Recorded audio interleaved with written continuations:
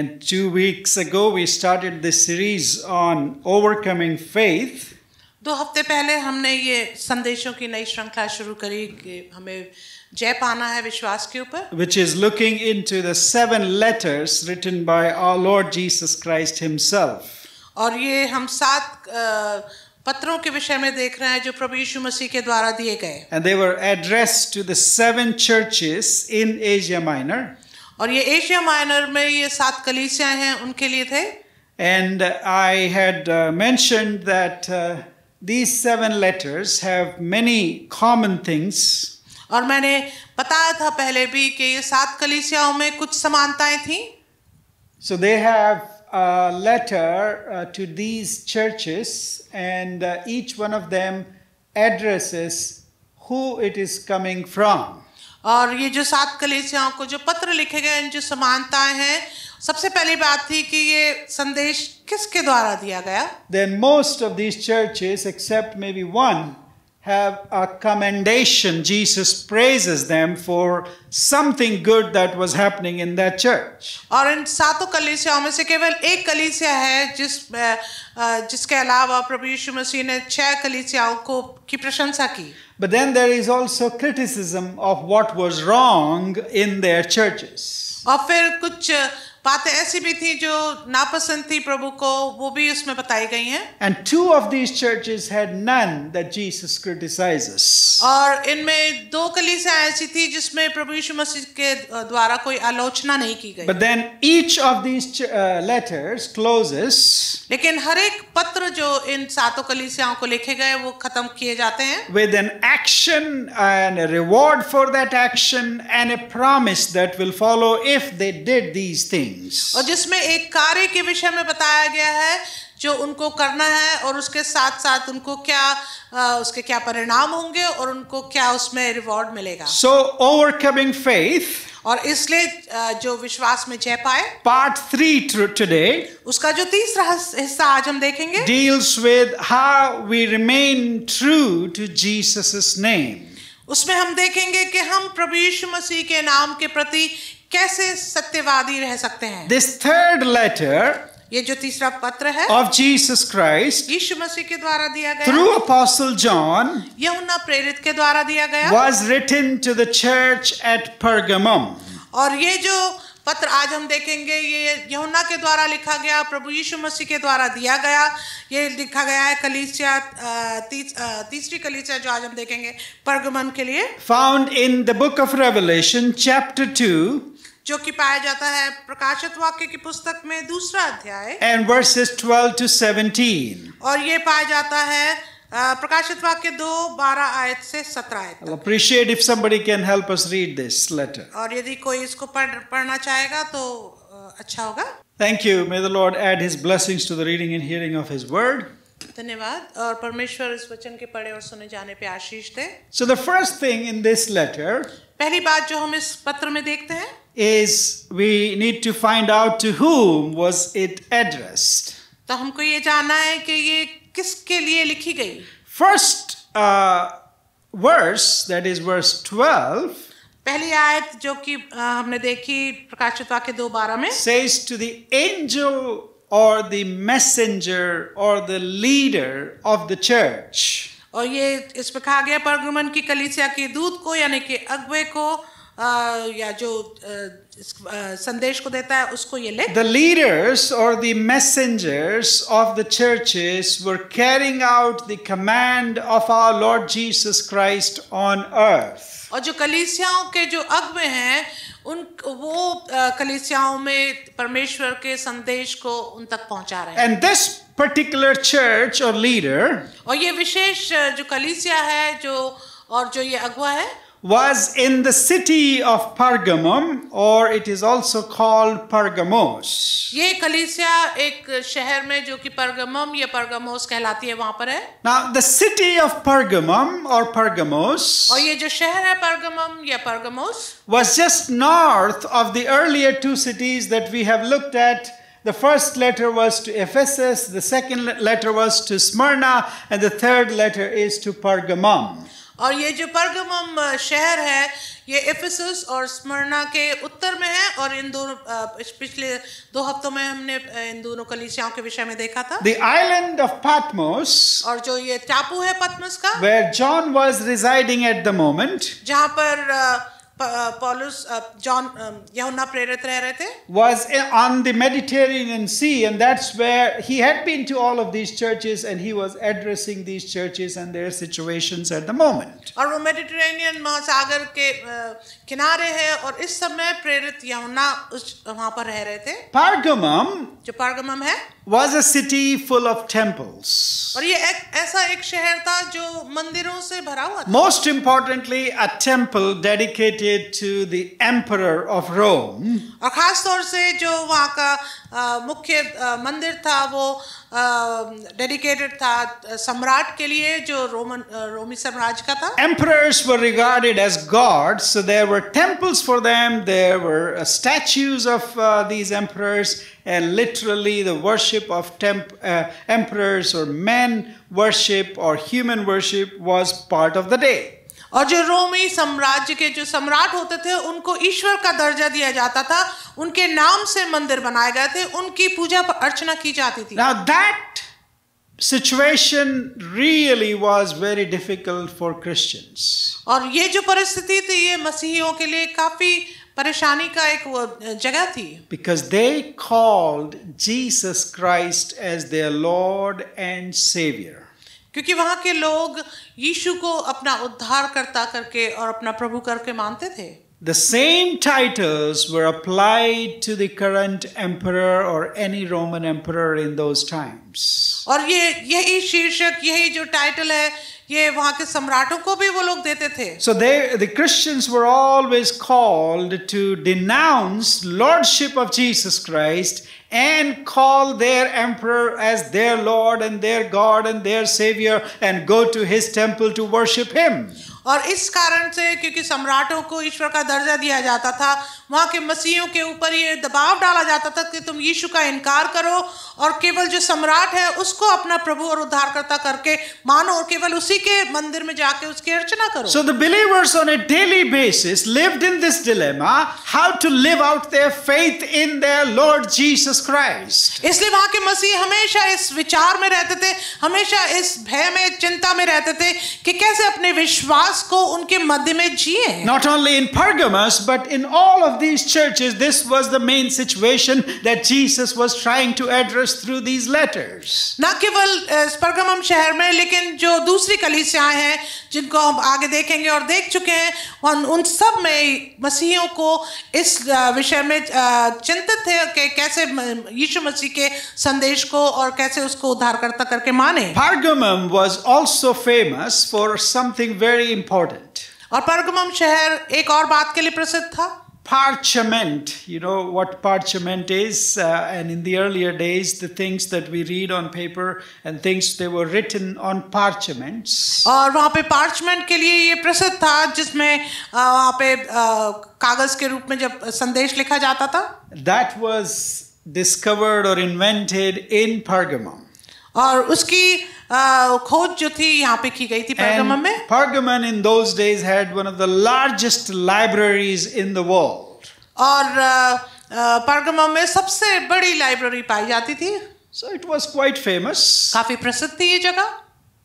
But the church also was going through persecution in the city of Pergamum. लेकिन ये कलीसिया जो है सताव के में मध्य होकर गुजर रही थी परगमम में। So Jesus reminds them who he is. इसलिए यीशु उनको याद दिलाते हैं कि वो है कौन। Who is he who is writing this letter to them? और वो कौन है जो ये खत को उनको लिख रहा है। Verse 12 says, 12वीं आयत में लिखा है, These are the words of him who has that sharp two-edged sword. और 12 आयत में लिखा है, ये वो है जिसके पास दोधारी और तेज तलवार है। Now these are not the words to scare people off. ये शब्द लोगों को डराने के लिए नहीं है। Although it is about the sword that he has, and the sword is a two-edged sword. जबकि ये एक ऐसी तलवार के विषय में है जो दोधारी है और तेज है। But what does it mean that Jesus has a two-edged swords in his hands? लेकिन इसका अर्थ क्या है कि यीशु के हाथ में दोधारी तलवार है जो तेज है? It is to encourage believers going through the circumstances that I just described to you. ये विश्वासियों को उत्साहित करने के लिए है जो ऐसी समस्याओं में से होकर गुजर जिसके बारे में मैंने अभी आपको बताया। It is two-edged ये दोधारी है because Jesus, the one who is holding it, क्योंकि यीशु जो कि उसको थामे हुए है, he is the one who is the Lord and Savior. क्योंकि ये वही है यीशु जो हमारा उद्धारकर्ता और प्रभु है। But he is also the judge who is going to judge quickly Amen. those who were persecuting the believers in Pergamos. लेकिन ये एक न्याय भी है जो उन लोगों को जो सताव में होकर गुजर रहे हैं उनका न्याय करेगा। In Hebrews chapter 4 and verse 12, इब्रानियों के चौथे अध्याय में और उसकी 12 आयत में we लिखा है, are told exactly what this double-edged sword means. इसमें हमको बताया गया है कि दोधारी तलवार है क्या। It says, इसमें यूं लिखा हुआ है, for the word of God क्योंकि परमेश्वर का वचन is alive and active. Hebrews chapter 4 and verse 12. इब्रानियों 4 और 12 में लिखा है, क्योंकि परमेश्वर का वचन जीवित और प्रबल और हर एक दोधारी तलवार से भी बहुत चोखा है। The word of the Lord is alive and active. परमेश्वर का वचन, प्रभु यीशु मसीह का प्रभु का वचन जीवित है और दोधारी है। And what does it do by its two edges? और दोधारी होने का क्या अर्थ है? It penetrates even to the dividing soul and spirit, joints and marrow. It judges the thoughts and attitudes of the heart. और ये तलवार बहुत ही चोखा है जो जीव और आत्मा को और गांठ गांठ और गूदे गूदे को अलग करके आर पार छेदता है और मन की भावनाओं और विचारों को जांचता है। This sword is something that no other sword can do.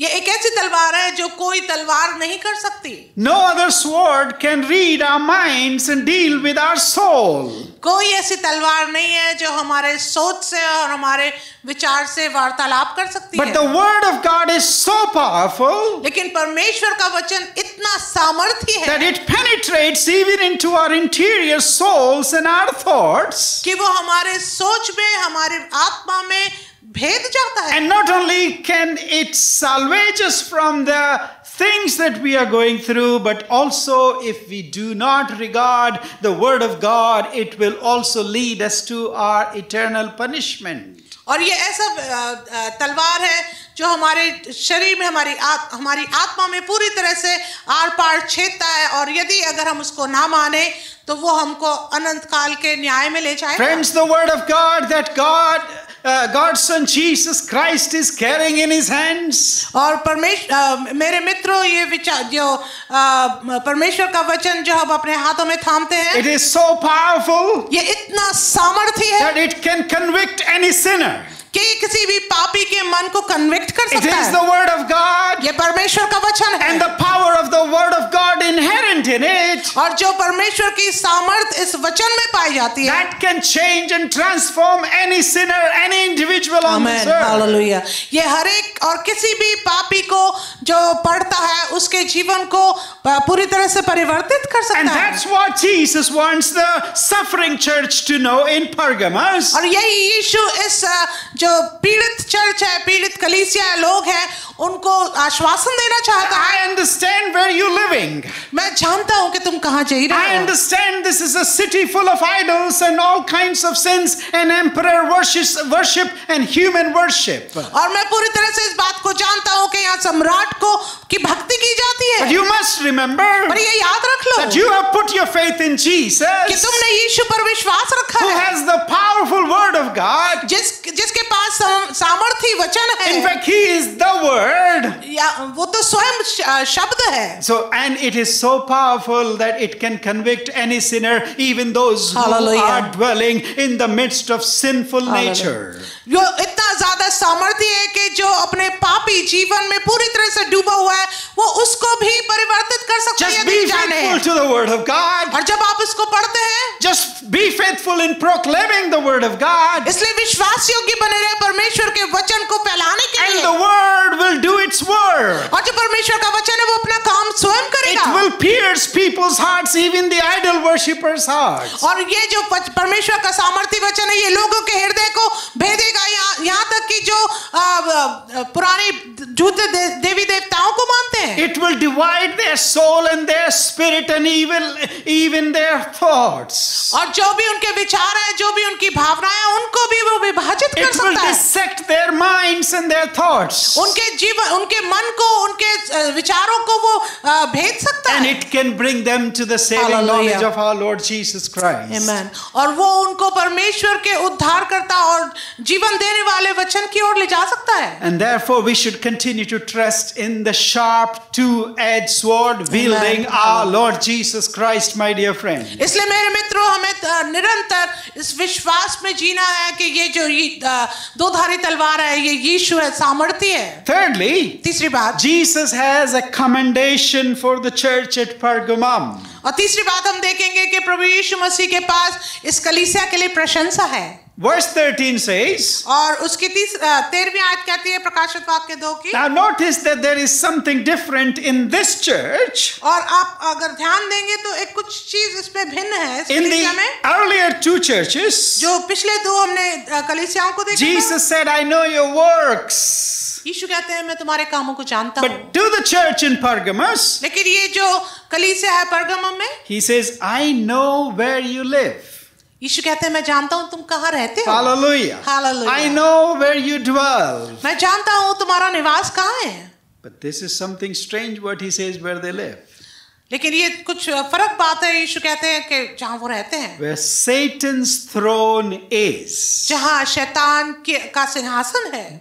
Because of the circumstances that I described, full of temples, full of idol worship, full of sexual immorality, full of all kinds of sins in Pergamum. क्योंकि जैसे मैंने आपको पहले बताया, यहाँ पे तमाम वो परिस्थितियां हैं जो अभी मैंने आपको बताई कि वहाँ गलत बातें हो रही थी, अंधकार था और झूठी देवी देवताओं की पूजा हो रही थी और यौन क्रियाएं हो रही थी। In verse 13, in just one verse, और 13 आयत में, एक ही आयत में हम Jesus uses the word Satan twice. यीशु शैतान को 2 बार नाम बताते He हैं। says, I know where you live in. मैं जानता हूँ कि तू कहाँ रहता Where है, Satan's throne is. जहाँ शैतान का सिंहासन है। And in last sentence he says, और इसी आयत के आखिरी वाक्य में लिखा है where Satan lives. जहाँ शैतान रहता है। He knows our situation, my dear friends, whatever you may be going through. मेरे मित्रों, आप जिस भी परिस्थिति से होकर निकल रहे हैं, यीशु जानता If है। today you think अगर आज आप ये सोचते हैं your situation is difficult, आपकी परिस्थिति खतरनाक your है, church is in a difficult environment, और आप सोचते हैं आपकी कलीसिया एक कठिन परिस्थिति में your है, generation is so difficult to share the gospel with, और यदि आप सोचते हैं कि आपकी पीढ़ी बहुत कठिन है घोषणा करने के लिए, you परमेश्वर के वचन complain को, that the church that you are in is surrounded by these circumstances. और आप इस बात की शिकायत करते हैं कि आपकी कलीसिया इन सब परिस्थितियों से घिरी हुई है। Remember, there is nothing has changed. आप याद रखें, कुछ बदला नहीं। Jesus knows that. यीशु जानते हैं। And he says, I know where you are living, your condition, your environment, your generation, your thoughts, and everything that you are going through. I know it. यीशु कहते हैं मैं जानता हूं कि तुम किस परिस्थिति में हो, किस वातावरण में हो, किस कठिनाई से होकर गुजरो, मैं जानता It हूं। is the throne of Satan. ये तो शैतान का सिंहासन It's है, where Satan rules. और ये ऐसी जगह है जहाँ शैतान रहता है, रूल There करता is है। no kingdom of God because God is not ruling there, rather Satan is. और ये ऐसी जगह है जहाँ परमेश्वर का राज्य नहीं, लेकिन शैतान उसमें राज्य कर रहा है। In the midst of all that situation, और इन सब परिस्थितियों के मध्य में you are proclaiming the gospel तुम यीशु की सुसमाचार की घोषणा कर through रहे your हो, life, अपने जीवन के through द्वारा, your words. अपने शब्दों के द्वारा। I know that. मैं जानता हूँ। And what an encouragement to have this from the Lord himself, that he knows where Hallelujah. you're living and what is your condition Amen. at the Hallelujah. moment. कितना कितना उत्साह देने वाला ये शब्द है कि प्रभु यीशु मसीह ये सब जानता है कि आप किस परिस्थिति में, आप किस बातों से होकर गुजर रहे हैं। And then he says, और फिर वो कहते हैं, you are holding fast to my name and you did not deny your faith in me even in the days of Antipas my witness. और उसमें ये भी लिखा, तू मेरे नाम पर स्थिर रहता है और मुझ पर विश्वास करने से उन दिनों में भी पीछे नहीं हटा जिनमें मेरा विश्वास योग्य साक्षी अंतिपास तुम्हारे बीच उस स्थान पर घात किया गया था जहां शैतान रहता है। So they were going through this difficult situation in Pergamos. और इसलिए क्योंकि वो परगमस की जगह पर कठिन परिस्थितियों से होकर गुजर रहे थे। But Jesus says that I know it. यीशु कहते हैं मैं तो जानता हूँ, It's not hidden from me. ये मुझसे छिपा नहीं। Does it comfort you, my dear friends, today? मेरे मित्रों, क्या ये आपको तसल्ली देता है That Jesus knows where you're living? कि यीशु जानता है आप कहाँ रहते हैं? Jesus knows the circumstances that you are surrounded by. यीशु उन परिस्थितियों को जानता है जो जिनके बीच में आप घिरे हुए हो। Do you always complain of Satan and satanic things around you? क्या आप हमेशा शिकायत करते हैं शैतान के विषय में और शैतान जो आपके चारों तरफ कार्य कर रहा है? Friends, it is not hidden by Jesus Christ. मेरे मित्रों, ये छुपा नहीं है हमारे प्रभु यीशु मसीह से। So what does Jesus commend in this circumstance to this church in Pergamum? तो यीशु मसीह इनकी क्या प्रशंसा करते हैं इस कलीसिया के लोगों की जो इस कलीसिया में है? That they are holding fast to the name of Jesus. कि वो पूरी तरह से प्रभु यीशु मसीह के नाम पर स्थिर हैं। They are holding fast to their faith and their witness to the Lord Jesus Christ. और वो यीशु की गवाही देने के लिए वो स्थिर हैं। It could have been worse for them. वो उनके लिए कठिन हो सकता था, Because there was a man called Antipas who was killed in this church. क्योंकि उनके मध्य में अंतिपास था, प्रभु यीशु मसीह का चेला जो मारा गया। Now, what is Antipas and what does this mean? और अंतिपास कौन है, उसका अर्थ क्या है? Antipas was a man, a saint who is considered to be the bishop of this church in Pergamos. और अंतिपास जो है वो इस कलीसिया के बिशप माने जाते थे। Jesus says he was martyred there. He was one of the first witnesses who was martyred in Pergamos. और ये जो है ये एक शहीद थे और ये पहले शहीद थे इस कलीसिया में। Now they could have all left their faith when they saw their bishop, their leader, who was martyred in Pergamos. और ये जो कलीसिया के लोग थे ये इस शहीद को मरते हुए देखने के बाद ये पीछे हट सकते थे विश्वास में। But Jesus is praising this church. परंतु यीशु उनकी प्रशंसा कर रहे हैं And he's saying, you remain true to my name. और वो कहते हैं कि तुम मेरे नाम में स्थिर हो और सच्चे हो। Despite the onslaught of paganism and idol worship and satanic things in your city, हर एक उन बातों के खिलाफ जो तुम्हारे शहर में चल रही हैं, every turn in that city you look at, it is all full of those satanic things. और तुम्हारे चारों तरफ हर एक बात उस शैतानी बातों से भरी हुई है। But yet you remain true to my name. लेकिन तब भी तुम मेरे नाम के प्रति स्थिर हो और सच्चे हो। Secondly, दूसरी बात, even though your leader Antipas was martyred in your city, जबकि तुम्हारे ही शहर में तुम्हारा जो अगुवा है अंतिपास मारा गया। now it's interesting in the original language, और जो मूल भाषा में है ये बड़ा दिलचस्प the बात है। word witness and martyrs are the same. जो गवाह है और जो शहीद है वो एक ही शब्द माना जाता If है। you are a witness of the Lord Jesus Christ, यदि आप यीशु के गवाह हैं and Jesus calls him my faithful witness, और यीशु उसको मेरा विश्वास योग्य शहीद गवाह मानते हैं, a witness is called to be a martyr of the Lord Jesus Christ, willing to give their life to the name of Jesus. और जो गवाह है वो प्रभु यीशु मसीह के लिए जो जीवन देने के लिए तैयार है उसको शहीद भी बोलते हैं। So in that situation, इसलिए ऐसी परिस्थिति में you have not left your faith, even though you could have easily deserted your faith and you could have denied Jesus. और तुमने मेरे नाम को छोड़ा नहीं, जबकि तुम ऐसा कर सकते थे।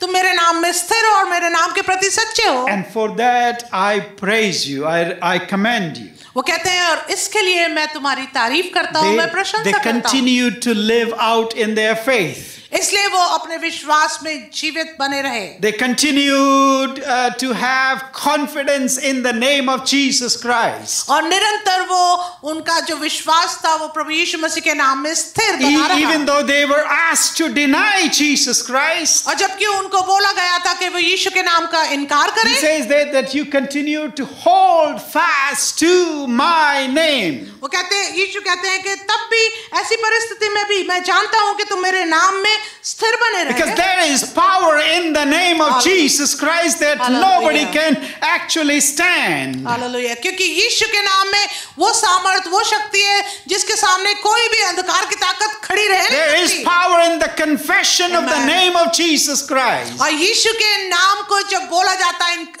इकरार किया जाता है, तो उसमें सामर्थ है। That's why in the Bible इसलिए वचन में लिखा we are है, asked to be baptized in the name of Jesus Christ. इसलिए हम वचन में लिखा गया कि हमारा बपतिस्मा यीशु के नाम में लिया We गया are है। taught to pray in the name of Jesus Christ. हमको सिखाया गया है कि यीशु के नाम में हम प्रार्थना We करें, are asked to heal in the name of Jesus Christ. और हमको बोला गया कि हम प्रार्थना करें चंगाई यीशु के नाम में, We are asked to cast out demons in the name of Jesus Christ. और हमको बोला गया कि हम दुष्ट आत्माओं को निकालें यीशु के नाम We में। are asked to proclaim the name of Jesus Christ. हमको बोला गया कि हम यीशु के नाम की घोषणा We करें, are asked to confess the name of Jesus Christ. और हमको बोला गया कि हम यीशु के नाम को इकरार करें। When people persecute us, जब हमको लोग हमारा सताव करते they हैं will ask us to deny the name of Jesus Christ. और वो हमसे चाहेंगे कि हम यीशु के नाम का इनकार करें। Now the situation is today for you and me to realize, friends. आज मेरे मित्रों, हमारे लिए ऐसी एक जरूरत है समझने की, Even though we don't face persecution as in the days of Pergamos, जबकि हम ऐसे सताव के बीच में से होकर नहीं गुजरते हैं जैसे ही परगमम की कलीसिया होकर we गुजरे don't थे। face persecution हम सताव को नहीं सहते as some people in the world are facing today, right now. जैसे बहुत से लोग आज के दिन में इस पूरे दुनिया भर में कहीं कहीं पे इस सताव से होकर गुजर रहे हैं। What would we do if somebody puts a gun to our head and says you deny the name of Jesus Christ? लेकिन हम क्या करेंगे यदि कोई हमारे पास बंदूक लगाए और बोले कि तुम यीशु का इनकार करो? Would we be found faithful to the faith that we have received? तो क्या हम विश्वास योग्य बने रहेंगे उस विश्वास में जो हमने पाया है यीशु के रूप में, यीशु के नाम में? May we examine that काश हम उस बात को एग्जामिन करें अपने जीवन में and confess our shortcomings before the Lord, and He is faithful to forgive us and give us His grace. और अपनी कमियों को मान ले, क्योंकि वो हमें क्षमा करने में विश्वास योग्य है और अनुग्रहकारी है। Despite this commendation, और इस प्रशंसा के बाद Jesus also had something against this church. प्रभु यीशु मसीह के पास कुछ ऐसी बात है जो उनके विरोध में भी वो कहना चाहते In हैं। verses chapter 2, verses 14 to 15, और प्रकाशित वाक्य 2:14 और 15 में he लिखा says, है, "But I have a few things against you. पर मुझे तेरे विरुद्ध कुछ बातें कहनी है। You have some there in Pergamum who hold to the teachings of Balaam." क्योंकि तेरे यहाँ कुछ ऐसे हैं जो बिलाम की शिक्षा को मानते हैं। Now, it's a reference to the Old Testament. और ये संकेत करता है पुराने नियम की ओर। In the book of Numbers, chapter 24 and 25, later on you can read what Balaam did and what he has led the Israelites, the people of God, to all kinds of to sins and sexual immoralities. और ये पाया जाता है ये पुराने नियम में गिनती की पुस्तक में उसके 24 और 25 आयत में, जो आप बाद में जाकर पढ़ सकते हैं। Now Jesus is saying यीशु कह रहे हैं that there are some people कि कुछ ऐसे लोग हैं who have come to the church in Pergamos, जो परगम में आ चुके हैं, who are leading the people of the church जो लोगों को इस कलीसिया से बता रहे हैं to sins, क्या into sins, उनको पाप में ले जा रहे हैं, particularly खास तौर से to the sin of idol worship and food sacrificed to idols, खास तौर से उस भोजन को जो मूर्तियों के सामने रखा जाता है, and to sexual immorality. और गलत यौन शिक्षाओं के Now प्रति। that was part of the culture surrounding them. और ये जो बात थी ये उनके चारों तरफ जो उनकी संस्कृति थी उसमें थी। But there were some teachers लेकिन कुछ ऐसे उनमें शिक्षक who थे also penetrated into the church, जो इस कलीसिया में घुस चुके थे and they told them, और वो उनसे कहते थे, hey, listen, we are not under Mosaic law anymore. और वो कहते थे कि हम मूसा की व्यवस्था कानून के अधीन नहीं हैं, So we can live freely as we want. तो इसलिए हम आजादी से रह सकते हैं जैसा हम चाहते हैं। We are surrounded by these temples and there is food going on and all sacrifices going on. We are the believers in the Lord Jesus Christ. There is no problem. Go and eat. और वो कहने लगे कि हम चारों तरफ इन मंदिरों से घिरे हुए हैं, उनके भोजनों से घिरे हुए हैं जो उन पर चढ़ाया जाता है, इसलिए हम तो आजाद हैं, उनको जाके खाइए। And the sexual immoral sins are not a problem for us because we live in grace and we are not under Moses' law. और वो कहते हैं जो गलत शिक्षाएं हैं, व्यभिचार हैं, वो चल रहे हैं तो हमारे चारों तरफ है और हम मूसा के अधीन नहीं है। So live as you like. जियो जैसे तुम चाहते हो। Jesus says, nope, यीशु कहता है ऐसा नहीं है, that cannot be accepted. ऐसा मुझे स्वीकार नहीं है। And therefore he calls them इसलिए वो उनको बोलते हैं to repentance. कि तुम पश्चाताप करो। Repent in verse 16 and 17 it says, repent then, if not, there is a punishment coming. I'll come to you soon and wage war against them with the sword of my mouth. That is the word of God. और 16वीं आयत में उनको बोला गया कि मन फिराओ, नहीं तो उनको दंड मिलेगा, नहीं तो मैं तेरे पास शीघ्र ही आकर अपने मुख की तलवार से उनके साथ लड़ूंगा। We may have committed sins like these Pergamum people. और हमने ऐसे पाप किए होंगे जैसे ही परगमम के लोगों ने किए। You may have committed certain sins without realizing. और आपने कुछ ऐसे पाप किए होंगे बिना सोचे समझे। In all of these letters, कि इन सब पत्रों में Jesus gives us the warning and the opportunity to repent. Amen.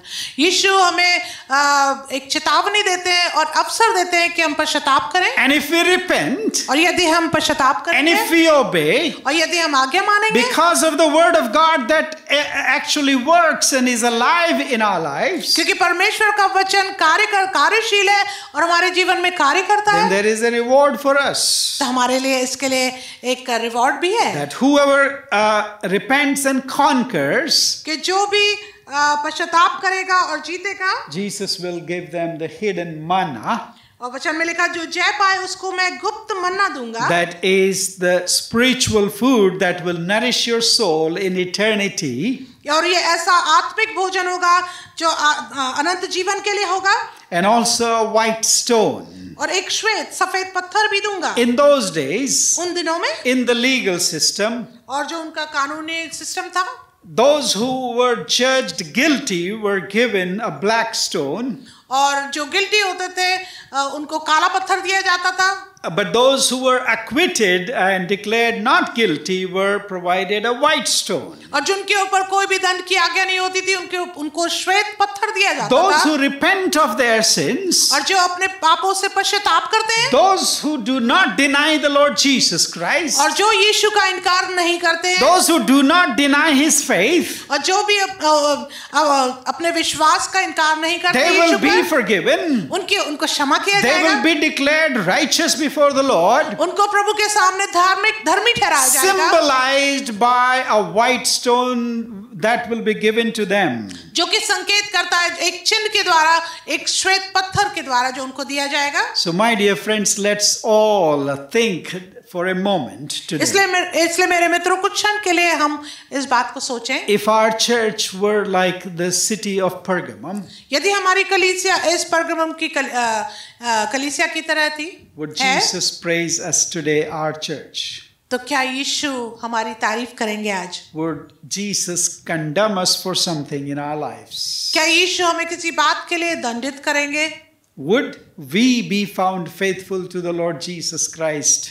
क्या हम यीशु के प्रति विश्वास योग्य पाए जाएंगे? If persecution arose in our city, यदि सताव हमारे शहर में आ जाए तो, if people called us to deny the Lord Jesus Christ today, और यदि आज लोग हमसे बोलें कि हम यीशु का इनकार करें, would we deny him or would we be willing to lay down our life like Antipas? तो क्या हम उसके नाम का इनकार करेंगे या अपने जीवन को प्रभु यीशु मसीह को देने के लिए, उसके लिए समर्पित होने के लिए, शहीद होने के लिए जैसे अंतिपास ने किया वैसे तैयार होंगे? Like Polycarp. या जैसे पॉलीकार्प के विषय में देखा था हमने, Like these leaders of these churches. या फिर उन अगुओं के लिए जो इन कलीसियाओं के थे। And if we do not deny, और यदि हम इनकार ना करें, then we have in reward the eternal life to live with Jesus Christ forever. तो हमारे पास एक इनाम है कि हम अनंत जीवन के लिए यीशु के साथ बने रहेंगे। May we be found faithful in the Lord Jesus Christ and true to his name.